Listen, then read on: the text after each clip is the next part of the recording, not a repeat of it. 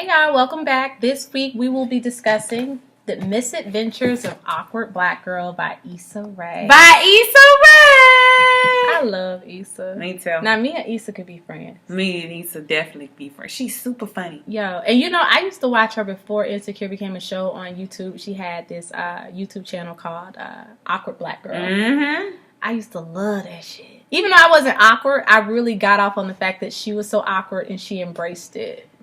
It was everything. And then when she be rapping and shit. Oh, babe.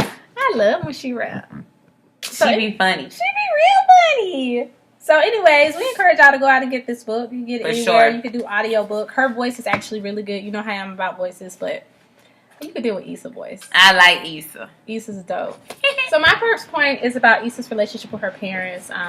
Issa is well, we're all of African descent, but she has an African parent from the continent. So the way she grew up was great, two-parent household. However, her parents did go through a divorce while she was in high school. Yep. And she talks about how that affected her. And I thought that particular portion of the book was really, really good for me to read. Just because you never really get an insight on black kids and how they deal with divorce. Like you hear about us having single parent households or having married households, but you don't really hear about the transition much for us. And to read about how her and her brother had that breakdown was entertaining, but not entertaining in a way that was laughable. It was entertaining in a way that was interesting. Like, okay, this is an interesting dynamic. The fact that her brother cried and she felt confused and she was embarrassed by it. Like, she didn't want to tell her friends. Like, she would rather say that her parents weren't together than my parents are getting a divorce. And it also stuck out to me because, listen, I be feeling like, and this is something that I preach about a lot, like with my decisions with the type of men that I date, which is a preference for me to date black American men. Only because in respect to the cultural differences, because I feel like in relationships there's so many aspects that you have to work at.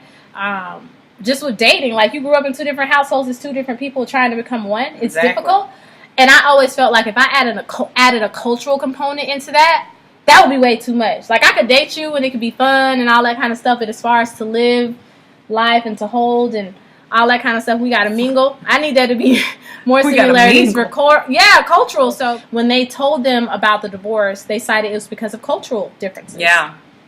That they couldn't make it work anymore because of the difference in cultures and their expectations of what the family dynamics should be. And it just resonated with me because I was like, see, I be saying that shit all the time. People be practical. You love who you love. You do love who you love. And I think it's easier when it for somebody else.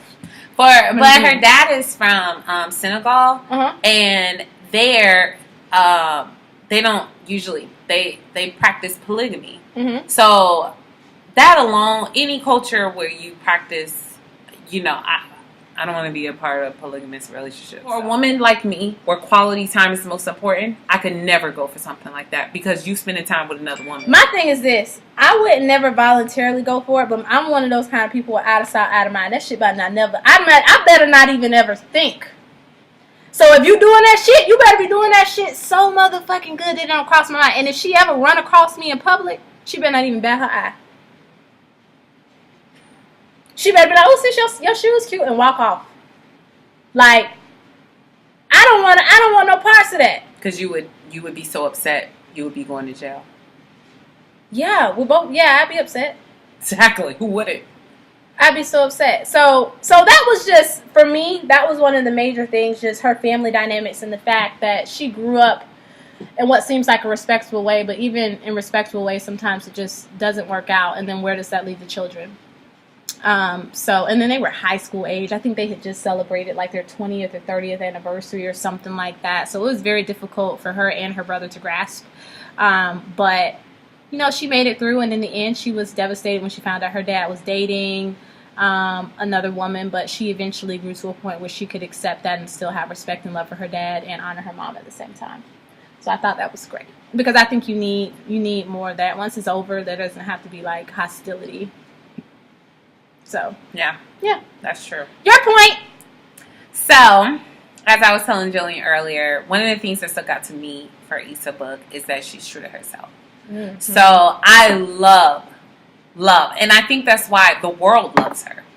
It's because she is true to herself, and who she is very different from what society usually accepts. Mm-hmm. And what they expect of black women. Yes. Too. But it's relatable. It's very relatable. And I think that for her to be like, I'm awkward and I don't give a fuck and this is who I am, like, that's super dope. Because so many times we fall into what society thinks is beautiful, from what your friend thinks is beautiful. Let me tell y'all something. I can relate with this because, let me tell you, I was a tomboy, right? And even now, I'm not a girly girl. So, let me tell you how She's got much better with the girly girl stuff, though. I do some girly girl stuff, but I used to be straight tomboy. And the crazy thing is, my friends were not. Yeah. My friends were very girly. Very girly. And I could get along with them and we could relate. But when we went out, even my sisters, we went out and stuff, they'll be like, why your jeans always baggy? Why you always want to wear? Why you don't wear no skinny jeans? I would never wear skinny jeans. Why you always want to wear this? Why you don't want to put no makeup? My sister used to always want to do my makeup.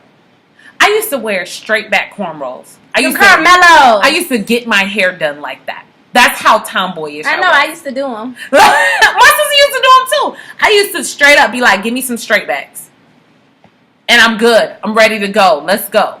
Because that's just who I was. And you know what? People will try to make you feel uncomfortable. But one thing I've always felt confident in myself.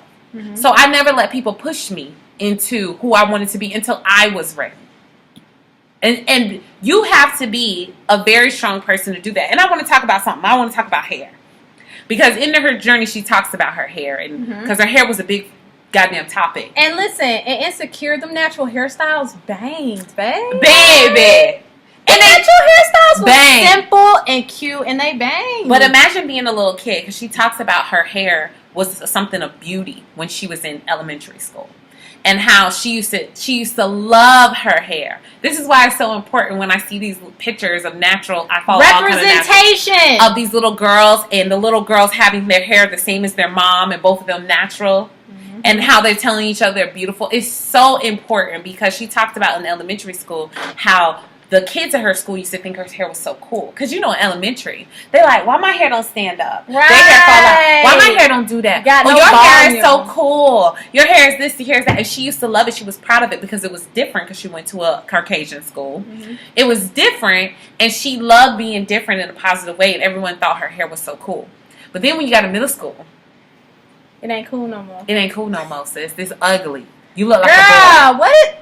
What's wrong with your hair? And I'm like, you know what? People who transitioning, people love to tell you that when you transitioning. Natural hair ain't for everybody. Natural hair ain't for everybody. You gonna cut all your hair off, you gonna look ugly and like a boy. I love haircuts. As a matter of fact. I love short. Go ahead. A dude don't care. They don't give a fuck about that shit. They really don't. Y'all let the hell. I don't never buy. This is the most weave I ever wear, like braided. No, listen. I wear weaves and wigs because I like to dress up and put on characters. But I keep my hair dudes don't care about that. And they don't listen. I do all that and be putting on my. She do that for her. But I do it for me because I like to do that. Halloween's my favorite holiday. And that's fine. Yeah. That's fine. But what I'm saying is, if you're a type of person who don't mind, but if you're doing that because you think it's going to be more sexy and seductive to a man, makes you more beautiful, girl, he don't care about and if he say something, girl, your edges ain't laid, girl, he might be playing for the other team. Girl, okay. Because let me tell you, my man be like, why you got that weave in your hair? Or when you do your lashes, you think your lashes look good. Girl, they don't even look twice at them lashes. Oh, no, they don't. So if you get a dude that be like, oh, yeah, girl, I like them mink lashes. Oh, they don't care about your lashes. Let me tell you, I got individuals one time because my cousin started doing them, so I let her do them on me. Girl, I called my boyfriend right afterwards, right? And I was like, I didn't call him. I was driving, so I was on the phone. He didn't have him on FaceTime.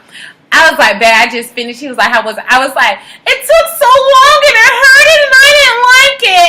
I didn't like the process. The look of it was fine, but I didn't like the process.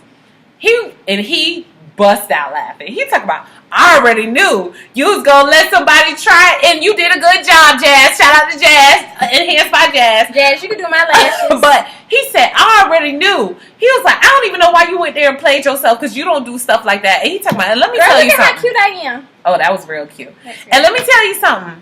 He was like, let me tell you something. No one cares how your lashes look. He's talking about, I'm a dude, and I ain't never heard a dude say, oh, I ain't mess with her because her lashes was jacked up. And I said, you know what? You ain't never lied. We spend a whole lot of money doing stuff that we think people care about, and they do not care. If you're going to do it for yourself. Do it for yourself. All right. So that was my point. Okay. My other point was this, which is a point that Candace probably didn't pick up on, but it just really resonated with me, and it goes back to moms, and I always go back to moms because I'm a mama. So I cannot kind of identify, and then I don't know. I'm so proud of these girls, even though they aren't my daughters, and we're in the same age group. Referring to Issa and Gabby, because as a mom, you just hope that your kids kind of empathize with you and care and think about you, right? So there's a particular portion in the book where she's talking about her mom, her and her brother were like calling her mom, was like, "What y'all gonna eat? We hungry or whatever." The mom told them, when y'all put something together and eat, I be da da da da. I already know what she's talking about. She came home. She was like, we made this big old mess. And my mama came in there. She looked around, and we thought she was gonna yell. And they didn't leave any food for their mom. And their mom like stormed off and was crying and was so upset and hurt. And she realized at that moment about sacrifices and thinking about like her mother and self-care, because as a mom you give up so much for yourself. And it just reminded me, because I think I called Candace on numerous occasions, like livid, mad, and crying, because I work so much. You have no idea how much I work. And when I'm not working on work, I'm working on trying to build the family, build everything. You know what I mean? And a lot of times when I cook, after I cook, I want to go upstairs, get a shower quick, come downstairs and eat. Do you know I will do all of that all day, cook, all that. By the time I go upstairs and come back, Debbie done ate and ain't left no food for me. I'm sorry for laughing, but that's so funny. Why do you think that's funny?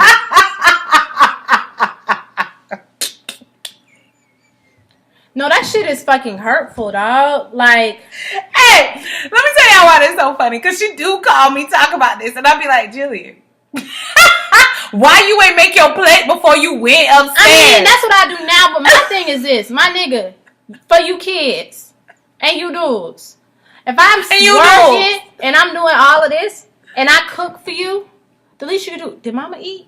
Y'all motherfuckers don't even think about did I eat or not. Y'all just go eat. And so guess what? You little ungrateful motherfuckers. Y'all go ahead and eat. Y'all eat that hamburger helper. I'm going to Outback. I'm going to Cheesecake. And I'm having somebody wait on me, and y'all better have the motherfucking dishes washed by the time I get back, because now I'm real mad. And I'm going to eat out the rest of the week, and y'all going to eat ravioli since y'all ungrateful, inconsiderate. I can't even speak. Inconsiderate and stupid. Nah, but I wouldn't say that to the children, but that's hurtful, dog. I thought it was so funny. Even when she called me, I'd be laughing. She'd be like, "It's not funny." Girl, and I'd hang up on her too. It's not funny. It's hurtful. It hurts so bad. So guess what? Hey, but let me tell you. Let me tell you what I do now. I cook, and I eat my plate,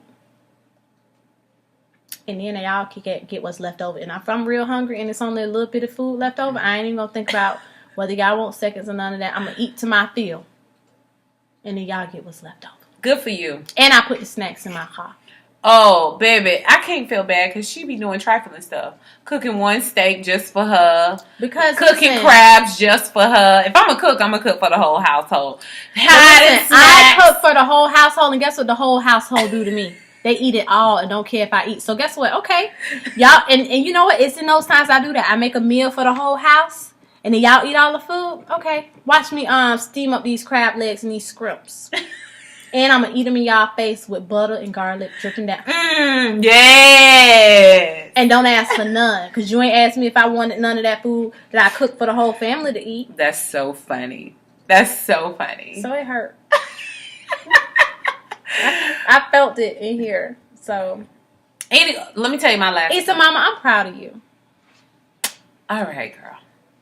All right, you withstood the test of time and raised outstanding. Issa was kind of a thotty though. Okay, that's what I wanted to talk about. Let's not slut shame. All right, she used thotty. I felt like thotty was better than her. Okay, it don't matter. She was kind of a thotty though, because you know she was out here really trying to bang and slang though, and I thought that was kind of. It's really like her.